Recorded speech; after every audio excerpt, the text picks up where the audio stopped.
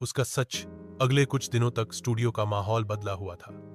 कबीर पहले जैसा मजाक नहीं करता था और अलिया पहले जैसी खुलकर गाती नहीं थी।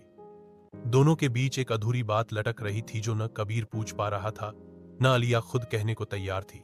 एक शाम रिकॉर्डिंग के बाद जब सब लोग जा चुके थे, अलिया अब भी स्टूडियो में बैठी थी। कबीर ने हल्की आवाज में पूछा, घर वालों को पता है तुम यहां हो? अलिया ने कुछ देर सोचा, फिर बोली, उन्हें सिर्फ इतना पता है कि मैं गायकी सीख रही हूं और उन्हें बस इतना ही पता चलना चाहिए। कबीर ने थोड़ी देर चुप रहने के बाद कहा, सच कितनी देर तक छुपाया जा सकता है?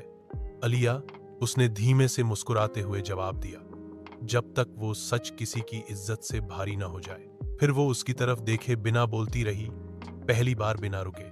मेरा निकाह तय हो चुका है, अगले महीने। अमान है उसका नाम। उसे शायरी पसंद है, गाना नहीं।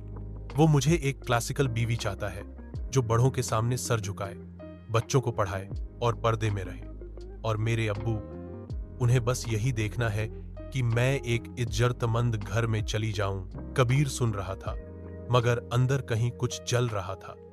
और तुम्हें क्या चाहिए? अलिया ने चुप रहकर जवाब दिया।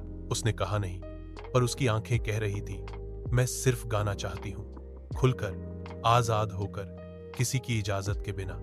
कबीर ने धीरे से कहा, अगर तू डरते डरते जिएगी तो तुझमें वो आवाज कभी नहीं बचेगी जिससे मैं पहली बार टूटा था। अलिया की आंखें नम थीं, लेकिन वो मुस्कुरा दी।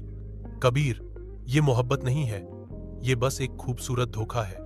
तू आजाद है, मैं नहीं।